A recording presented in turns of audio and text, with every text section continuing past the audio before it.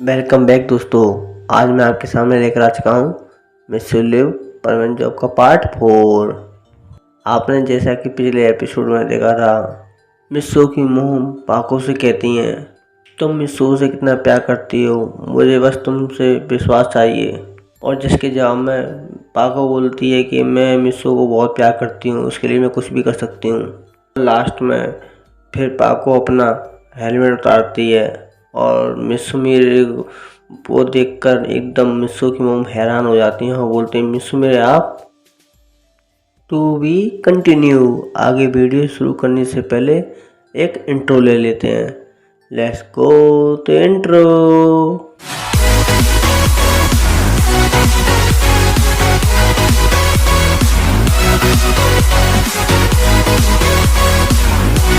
अब आगे, मिस्सो मेरे आप, क्या आप ही मिस्सो मेरे, कहीं मैं सपना तो नहीं देख रही? क्या मिस्सो मेरे आप ही पाको हो या और आप बल्कि मेरे बेटे मिस्सू को पसंद करती हो? आपको तो कोई भी मिल सकता है। आप इतनी बड़ी सेलिब्रिटी जो ठहरी, आप इतनी बड़ी सेलिब्रिटी होकर इतने खतरनाक काम करती हैं। मैं कभी सोच भी नहीं सकती कि पाको ही मिस्सू मेरे होंगी। क्या आपको बिल्कुल डर नहीं लगता? आप इतने खतरनाक काम करती हैं। आपने मिस्सू के अंदर ऐसा क्या देखा तो आप मिस्सू को पसंद करने लगी? फिर मिस मेरे बोलती हैं, आंटी आप नहीं जानती कि मैं मिस्सू को कितना प्यार करती हूँ। आप सोच भी नहीं सकती मैं मिस्सू को इतना प्यार करती हूँ कि मैं अपनी ज़िंदगी नॉर्मल लाइफ में बहुत ज़्यादा दुखी थी, क्योंकि मैं इतनी बड़ी सेलिब्रिटी थी तो हर कोई मुझे अपना एक फैन मानता था, दोस्त कोई नहीं समझता था मुझे। मैं तो अपनी ज़िंदगी से हार चुकी थी, लेकिन बर्डमैन आए और मुझे उन्होंने परमानेंट बनाया और परमानेंट बनकर मैं आपके बेटे मिस्सू से मिली। शुरुआत मैंने आपके बेटे को आलसी, कामचोर, निकम्मा, मतलब कि ऐसे तरह का लड़का समझा था कि जैसे किस टाइप का लड़का है जो कुछ नहीं जानता। और बड़े मैंने ऐसे क्यों से उसको परमानेंट चुन लिया। मुझे मिस्सू के अंदर एक चीज़ अच्छी लगी थी कि वो अपनी से ज़्यादा दूसरों के लिए परवाह करता है और दूसरों की मदद करता है। उसने मेरी कई बार जान बचाई और मैं तब से उसे पसंद करने लगी। मैं तो हंसना ही भूल गई थी और आपके बेटे ने मुझे हंसना सिखाया, ज़िंदगी जीने का तरीका सिखाया, ज़िंदगी कैसे जी जाती है। मिस्सू मेरी लाइफ में बहुत इम्पोर्टेंट है। आप नहीं समझते मिस्सू मेरे लिए क्या है। तभी पाको का बैच बनने लगता है और पाको को वो समझ में आता है कि पाको अपना बैच उठाती है और पाया बोलता है कि जहाँ जल्दी से आ जाओ, यहाँ बहुत इमरजेंसी है। पाको अपना बैच उठाकर बोलती है, ठीक है मैं अभी आती हूँ। फिर पाको बोलती है बर्मन की मुर्गी मिस्सू की मोम से, मैं मिस्सू को पाने के लिए कुछ भी कर सकती हूँ और आप जानती हैं मैं मिस मेरे हुसैन हूँ, मिस मेरे हुसैन हूँ। मैं मिस्सू अगर मुझे नहीं मिला तो मैं क्या क्या कर सकती हूँ आप समझ भी नहीं सकती। मैं आपको धमकाने नहीं आई नहीं हूँ, बल्कि मैं समझा रही हूँ आपको। फिर मिस्सू की मोम बोलती है, क्या मिस्सू आपके बारे में जानता है कि आप ही मिस मेरे हो? मिस्सू की मोम फिर से पूछती हैं, क्या मिस्सू जानता है कि आप ही मिस मेरे हो? तो मिस मेरे बोलते हैं, नहीं, मैंने मिस्सू को अभी तक नहीं बताया कि मैं ही मिस मेरे हूँ। अगर मैं उसे बता देती तो उसका बिहेवियर चेंज हो जाता मेरे लिए और मैं ऐसा नहीं चाहती। मुझे ऐसा ही मिस्सू चाहिए, बिल्कुल हमेशा ऐसे ही। मेरे पास सब कुछ है, लेकिन सब कुछ होने के बाद सब कुछ अधूरा है। पैसे से मैं सब कुछ खरीदा जा सकता है, लेकिन सच्चा प्यार नहीं। इसलिए मैं उसका दिल पाको बनकर जीतना चाहती थी। मैं चाहती हूँ मैं उसका दिल पाको बनकर जीतूँ, ना कि सुमीरे बनकर। और इतना कहकर पाको अपनी ड्यूटी के लिए चली जाती है और मिस्सू की मम सिर्फ मिस्सू मेरे को देखती ही रह जाती हैं। अब सीन देखा जाता है मिचिको पर। वो मिस्सू के कमरे में बैठी हुई थी। तभी मिस्सू की आंख खुलती हैं और वो देखता है कि उसके सामने मिचिको है और वह उसका सर गोद में रखकर बैठी हुई है। तभी मिस्सू एकदम से उठता है कि मिचिको, तुम यहाँ क्या कर रही हो? और मॉम मॉम मॉम कहाँ है मेरी? मेरी मॉम ने देख लिया तो बहुत गलत हो जाएगा, तुम यहाँ से जल्दी से चले जाओ। फिर मिचिको बोलती है, मुझे तुम्हारी मॉम ने ही कहा है तुम्हारा ख्याल रखने के लिए। मिचिको की बात को सुन एकदम मिस्सू एकदम हैरान रह जाता है, क्या मेरी मॉम ने तुम से कहा था कि मेरा ख्याल रखे। फिर मिस्सू बोलता है, मिची को मैं एक बात बोलूँ, तुम बुरा मत मानना। फिर मिची को बोलती है, हाँ बोलो मिस्सू, क्या बात है। मिस्सू बोलता है कि मैं अपना ख्याल खुद रख सकता हूँ, प्लीज़ तुम मेरा ख्याल मत रखो, मुझे अजीब सा लगता है, मुझे शर्मिंदगी सी महसूस होती है। तो मिची को बोलती है, इसमें शर्मिंदगी की क्या बात है, मैं तुम्हारी एक अच्छी दोस्त हूँ, और एक दोस्त दूसरी दोस्त की मदद नहीं करेगा तो किसकी करेगा। मिस्सू बोलता है, वो सब तो ठीक है, लेकिन मैं अपना खुद ख्याल रख सकता हूँ। इतना कहकर वह नीचे जा ही रहा होता है, तभी मिची को भी उसके पास साथ चल देती है नीचे। मिस्सू अपने कमरे की तरफ जा ही रहा था, तभी वो देखता है बीच में एक बात चल रही है। इस शहर में एक बहुत बड़ा एक रोड, पेंडा से भी बड़ा एक रोड आ चुका है, जो जिसे तीनों परवन से बस नहीं समझ रहा है। मिस्सू एकदम टीवी के पास आता है और बोलता, क्या ये तो रोड पेंडा से भी ज़्यादा खतरनाक है, ये तीनों परमैन भी मिलकर उसको नहीं हरा सकते, पिछली बार रोड पेंडा को बड़ी मुश्किल से हराया था। अभी वो रोड एक एक पंच करके एक करके सबको मारा होता है, और एक पंच गलती से पाको को लग जाता है। पाको काफ़ी दूर गिरती है और एकदम मिस्सू बोलता है, पाको। फिर मिची को बोलती, क्या हो मिस्सू। मिची को बोलती, पता नहीं परवीन कहाँ चला गया है, लोगों की जिस समय सबसे ज़्यादा ज़रूरत है उस समय वो कहाँ चला गया मालूम नहीं, मैं तो उसे एक अच्छा सुपर हीरो समझती थी, लेकिन वो इतनी ज़रूरत के समय में कहाँ चला गया, मेरी समझ में ये नहीं आ रहा होता है। मिस्सू की मोम भी वहाँ आ जाती है और वह सब सुन रही होती हैं, पर मैं इतना अच्छा समझती थी कि मैं वो अपने दोस्तों को कभी मुसीबत के समय कभी अकेला नहीं छोड़ेगा, लेकिन एक ऐसा दोस्त है जहाँ सभी दोस्तों की उसकी ज़रूरत है तो वो उस समय गायब है। और मिस्सू मुंह लुटकाए नीचे बस खड़ा हुआ होता है, और मिस्सू की मॉम सब सुन रही होती हैं। मिस्सू कहता है, नहीं मुझे पागो की मदद करने जाना होगा, और फिर मिस्सू अपने कमरे की दरवाज़ा खोलता है और बाहर की तरफ दौड़ने लगता है। मिस्सू की मॉम बोलती, मिस्सू रुक जाओ, और साथ में मिची को भी बोलती है, मिची को कहती है कि मिस्सू तुम मत जाओ, तुम परवीन नहीं हो जो उसका सामना कर लोगे। मिस्सू बोलता है कि मैं अपने दोस्तों की मदद तो कर सकता हूँ, वो इस समय मेरे दोस्तों की मेरी ज़रूरत है, मैं उनकी मदद करने जा रहा हूँ।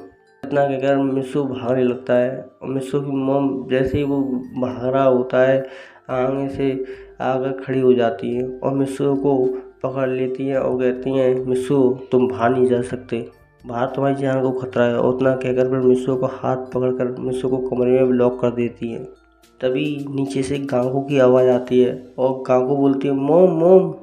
मिस्सू भी सुनता है, प्लीज़ मॉम मुझे जाने दीजिए, प्लीज़ मॉम। काकू बोलती है, मॉम ये रोबोट उस बिल्डिंग की तरफ पहुंच रहा है जहां हमारे पापा काम करते हैं ऑफिस का। मिस्सू की मॉम बोलती है, क्या। और एकदम से वो भागने की देखने टीवी की तरफ जाने लगती है, और साथ में मिस्सू भी देखने लगता है। तो वो देखता है कि उस बिल्डिंग की तरफ जा रहा होता है जिस तरफ मिस्सू के डैड काम कर रहे होते हैं, और मिस्सू के डैड और उनके एम्प्लॉय कुछ थे जो बिल्डिंग में फंसे हुए होते हैं। फिर मुझसे बोलता है, मैं इनकी मदद कर सकता हूँ। नीचे बोलते, तुम कैसे मदद कर सकते हो बुद्धू, तुम कोई परवीन नहीं हो। मिस्सू मोम के आगे भूल जाता है कि मिच्ची को वो नहीं पता कि मिस्सू ही परवीन था। फिर मिस्सू बोलता है, नहीं मैं परवीन की बुलाने के लिए बोल रहा था कि मैं परवीन को बुला सकता हूँ। तभी मिस्सू के कमरे में से फिर से कोई आवाज़ आने लगती है, और मिस्सू समझ जाता है कि ऊपर कोई ना कोई है, और वो कोई भी है वो कोई नॉर्मल इंसान नहीं है। फिर मिस्सू मोम से इशारा करता है और मिच्ची को उसे कहता है, मिच्ची को तुम अपने घर चली जाओ जल्द से जल्द, वरना कुछ भी गड़बड़ हो सकती है। मिच्ची को कहती है, क्या गड़बड़ हो सकती है। तो मिस्सू एकदम चुप हो जाता है। तो मिस्सू की मोम बोलती हैं, मिस्सू को कहने का मतलब ये है कि तुम्हें इस समय अपनी फैमिली के साथ रहना चाहिए, यहाँ कुछ भी हो सकता है। तो मिस्सू की मोम की बात सुनकर मिस्सी को कहती है, ठीक है आंटी, आप जैसा कहें वैसा करूँगी मैं। और इतना कहकर वह अपने घर की ओर चली जाती है। फिर मिस्सू एकदम से ऊपर वाले कमरे में जाता है और देखता है कि बर्तन उसके सामने खड़े हुए हैं, और साथ में मिस्सू की मोम भी आ जाती है कमरे में। बर्डमैन कहते हैं, मिस्सू ये क्या कर रहे हो तुम, जिस समय तुम्हारे फ्रेंड्स को तुम लोग तुम्हारी ज़रूरत है उस टाइम तुम क्या कर रहे हो। तो मिस्सू कहता है कि मैं कुछ नहीं कर सकता, मैं तो जाना चाहता हूँ, लेकिन मेरी मोम ने मुझे एक तरफ प्रॉमिस से बांध रखा है। फिर बड़े मैन मिस्सू की मॉम को समझाते हैं कि इस समय मिस्सू नहीं गया तो कुछ भी हो सकता है, और वो बिल्डिंग में तुम्हारे मतलब कि मिस्सू के डैड फंसे हुए हैं। तो ये बात सुनकर मिस्सू की मॉम बोलती है, लेकिन आप तो मदद कर सकते हैं बाकी सभी परवीन की, आप क्यों मदद नहीं कर रहे? तो बड़े मैन कहते हैं, ऐसा मैं नहीं कर सकता, अगर मैं कर सकता तो मैं कब का कर चुका होता, मैं कोई परवीन टीम नहीं बनाता, ऐसा करना मेरी परमिशन में नहीं है। मेरा काम है सिर्फ परवीन पर नज़र रखना कि परवीन ड्यूटी कर रहे हैं कि नहीं, और इसमें मैं कुछ नहीं कर सकता, मैं सिर्फ परवीन की हेल्प कर सकता हूँ थोड़ी बहुत। तो मिस्सू की मम बोलते हैं, कैसी हेल्प? यही कि मिस परवीन को कुछ भी ज़रूरत हो, कोई भी प्रॉब्लम हो तो मैं उसकी हेल्प कर सकता हूँ, उतनी बात, इतनी मुझे परमिशन है। फिर मिस्सू बोलता है, मॉम जल्दी कीजिए, अगर ऐसा कुछ हो गया कि डैड को कुछ हो जाए तो आप क्या करेंगे? मैं क्या करूं, मैं अपने आप को कभी माफ़ नहीं कर पाऊंगा। अगर इन सब के लोगों से कुछ हो जाए तो सब आरोप मिस परवीन के ऊपर आएगा कि परवीन नहीं आया था, वो कायर है, डरपोक है, सब ना जाने परवीन को क्या क्या बोलेंगे। प्लीज़ मॉम, मैं आपके हाथ जोड़ता हूँ। मिस्सू की मॉम काफ़ी दुखी हो जाती हैं, बोलते हैं, लेकिन परवीन कहते हैं, लेकिन बेगिन करने का टाइम नहीं है, जल्दी से ही फैसला करो वरना बहुत देर हो जाएगी। उस बिल्डिंग में तुम्हारे डैड के अलावा काफ़ी लोग भी फंसे हुए हैं, उनकी जान भी जा सकती है। फिर मिस्सू की मॉम बोलते, ठीक है मिस्सू, तुम जा सकते हो। पर बर्डमैन क्या करते हैं, उसे अपना परमानेंट शर्ट दे देते हैं और उसका रोबोट भी दे देते हैं। बर्डमैन रोबोट इसलिए दे देते हैं कि बाकी के लोगों को नहीं पता, मिस्सू की मॉम की तो पता है कि मिस्सू सुपरमैन है। फिर मिस्सू अपने रोबोट को एक्टिवेट कर देता है और मॉम कहते हैं, ये तो तुम्हारे जैसा ही है। फिर मिस्सू बोलता है, हाँ मॉम, मैंने बताया तो था, ये अभी बताने का टाइम नहीं है, अभी मुझे जाना होगा। और फिर मिस्सू अपना परमानेंट शर्ट पहनता है और जाने लगता। तभी मिस्सू की मॉम बोलती हैं, अपना ख्याल रखना। मिस्सू बोलता है, आप चिंता मत कीजिए मॉम, मैं अपना ख्याल रख सकता हूँ। और इतना कहकर वह परमानेंट खिड़की से उड़ जाता है। सीन दिखाया था परवीन पर। परवीन जा ही रहा होता है, सभी लोग में परवीन को देखते हैं कि परवीन आ गया, अब परवीन आ गया। तभी कबाब नीचे से खड़ा हुआ बोलता है, अच्छा हुआ परवीन आ गया, अब बजेगी उसकी रोड की बैंड। बहुत चल रहा था, परवीन के आगे कोई नहीं टिक सकता। तभी साहब बोलता है, सच में परवीन नंबर परवीन के अलावा कोई नहीं हरा सकता उसको। लोग काफ़ी खुश थे कि परवीन वापस आ चुका है, और खासकर रोबोट को जो कंट्रोल कर रहा था वो बहुत गुस्से में था कि चलो, मैं जिसका इंतजार था वो आ गया। पाको एक बिल्डिंग पर लेटी हुई होती है और बोलती है, परवीन। तभी परवीन वहाँ आ जाता है पाको की हेल्प करने के लिए, और उस रोबोट को एक पंच मारता है और वो काफ़ी दूर दूर पीछे की तरफ ढकेल जाता है। सो अकेले ही उसे रोड को टक्कर दे रहा होता है। बाकी के परवीन उसे बल्कि उसे देखकर परवीन को देखकर खुश हो जाते हैं कि चलो परवीन तो आ गया। फिर बाकी के सारे फ्रेंड बल्कि परवीन एक एक करके खड़े हो जाते हैं एक साथ और बोलते हैं, परवीन होता है, हम दोस्तों, मैं इसे अकेला नहीं रह सकता, मुझे तुम लोगों की मदद चाहिए। तभी बायांग मिलकी परवीन की बात सुनकर भागो बोलते हैं, चिंता मत करो, हम सब मिलकर उसे आराम से रह सकते हैं। पिछली बार तुमने रोड बेंडाओ कैसे रहा था? तो मुझसे बोलता है, मैंने उसकी बार से रहा था, लेकिन इस बार में मैंने उसे पंच पे काफ़ी बार किया, इसकी स्किन बहुत मोटी है और कोई ना कोई इसकी कमजोरी तो ज़रूर होगी। और ऐसे ही वापस आपस में बात कर रहे होते हैं। तभी सीन दिखाया था मिस्सू की मम का। मिस्सू की मम बोलती हैं, मैंने क्या अच्छा किया अपने बेटे को भेज कर, या गलत किया मुझे नहीं पता, लेकिन मुझे डर है कि उसको कुछ हो नहीं जाए। तभी बड़मैन बोलते हैं कि आप उसकी मॉम हैं, आप उसे इतना प्यार करती हैं, लेकिन आप एक बार सोच के देखिए कि वो लोगों की कितनी हेल्प करता है। अगर परवीन ना हो तो क्या होगा, लाइफ में कितने लोगों को मुसीबत आएगी, आपको पता है? आपको ज़रा भी अंदाज़ा है कि परवीन ने इतने अच्छे अच्छे काम किए? आपको तो गर्व होना चाहिए कि परवीन आपका बेटा है। तभी मिस्सू की मॉम बोलती हैं, वो सब तो ठीक है, लेकिन मुझे उससे इसकी चिंता हो रही है, वो तो सिर्फ एक बच्चा है। तो परवीन हंस के बोलते हैं, यही तो आप गलती करते हैं, आपके लिए आपको लगता है कि वो एक बच्चा है, लेकिन आपको नहीं पता जो वो काम करता है वो काम बाकी के परवीन भी नहीं कर सकते। मुझे पूरा विश्वास है कि इस काम को सिर्फ मिस्सू ही कर सकता है, और उस रोबोट को भी हरा सकता है, वो भी अकेले। तभी मिस्सू की मॉम बोलती हैं, लेकिन वो तीनों परवीन पर नहीं समझ रहा है, लेकिन मेरा बेटा कैसे समझ सकता है।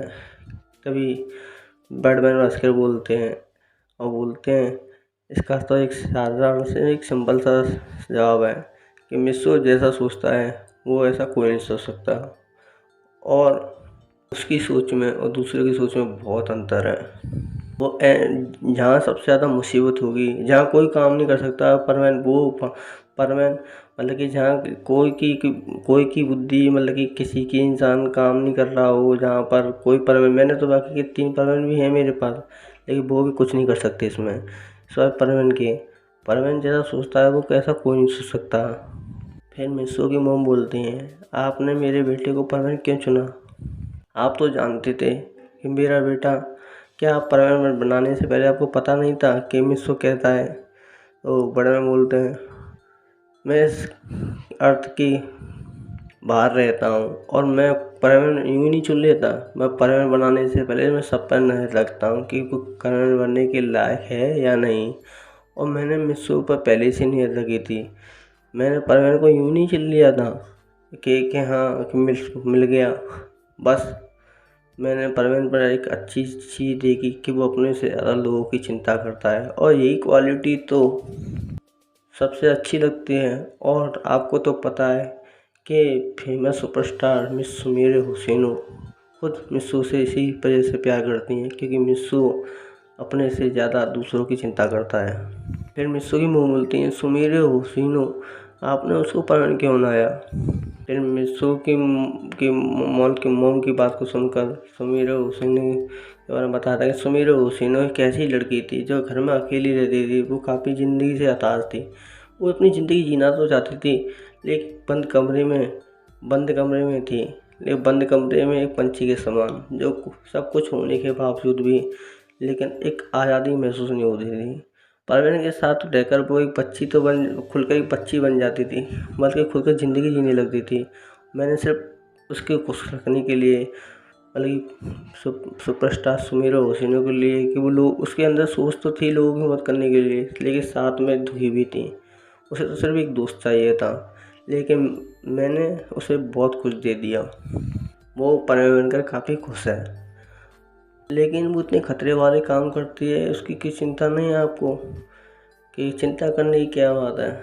उन लोगों को विश्वास है कि वो अपनी हर परिस्थिति में मदद कर सकते हैं, तो उन लोगों की मैं मदद करता हूँ, और वैसे भी मैं उन पर नज़र रखता हूँ। मैं उनके लिए हमेशा मदद के लिए तैयार रहूँगा। तभी मिस्सू की मम्मी बोलती हैं, क्या हम उन्हें दे सकते हैं? तो बर्डमैन कहते हैं, हाँ हम उन्हें दे सकते हैं। तो मिस्सू के वो बर्डमैन क्या करते हैं, अपनी गन निकालते हैं, दीवार पे एक मॉनिटर बना देते हैं जिसमें क्या हो रहा है सब देख सकते हैं। अब सीन दिखाया जाता है मिस्सू ऊपर। मिस्सू बोलता है, हमें दोस्तों एक साथ उस पर वार करना चाहिए, और सभी बर्डमैन खड़े होकर एक साथ वार करने लगते हैं। लेकिन रोबोट पेंडा को उसके बावजूद मतलब कि उस रोबोट को भी कोई फर्क नहीं पड़ता। अब वो उसमें अंदर जो उससे कंट्रोल कर रहा था वो हंस रहा होता है। तभी मिस्सू को एक बात याद आती है कि बड़े से बड़े रोड को या कोई ना कोई उसकी भी कमजोरी होगी। तभी रोड को वो ध्यान से देखने लगता है, तो रोड को भी उसे एक ऐसा हिस्सा दिखाई देता है जहाँ से उसको कंट्रोल किया जा सकता है, जो बाहर मतलब कि जहाँ सबसे कमज़ोर वाला हिस्सा। तभी परवीन कहता है, चिंता मत करो दोस्तों, मुझे एक दिमाग में एक आइडिया है, तुम उस रोबोट का ध्यान भटकाओ और मैं उसे देखता हूँ। तभी पागो बोलते, तुम क्या करने वाले हो, मुझे ही बताओ। तो परवीन बोलता है, तुम खुद देख लेना। तो वो सागे बागी के परवीन उसका ध्यान उठाने लगते हैं। तभी परवीन आता है और फुल स्पीड से घूमते हुए उसके पिछले वाले हिस्से से आर पार निकल जाता है, जिससे रोबोट वहीं तबाह हो जाता है और रोबोट वहीं ख़त्म हो जाता है। बाकी के सारे परवीन बहुत खुश हो जाते हैं कि वाह क्या बात, परवीन ने कर दिखाया। तब मिस्सू बोलता है, हाँ। तब पागो बोलती है, तुम अब जाने वाले कहीं जाओगे तो नहीं? ये मिस्सू बोलता है कि मुझे सिर्फ कुछ देर के लिए परवीन बना हुआ है, वो भी मोम ने थोड़ी देर के लिए परमिशन दी है, मैं कुछ नहीं कर सकता। पागो फिर से सेट हो जाती है। पायन और वही बोलते हैं, हमें जो कुछ ख़राब हो गया है सही करना पड़ेगा। तुम तो पागो बोलती है कि मैं तुम्हारे घर से आ सकती हूँ। तो परवीन बोलता है, क्यों नहीं, मैं सिर्फ तुम्हारी मॉम से फिर से मिलना चाहती हूँ। तो वो मिस्सू मान जाता है, वो घर की ओर चलने लगता है। पाया वो भी बोलते हैं चिंता मत करो, हम यहाँ कुछ संभाल लेंगे, चिंता मत करो, तुम जाओ पाको। और पाको फिर से उसके घर चली जाती है। और इसी के साथ ये पार्ट यहीं समाप्त हो जाता है। नेक्स्ट पार्ट में आपके सामने बहुत जल्द पेश करूँगा। Okay, goodbye, sayonara.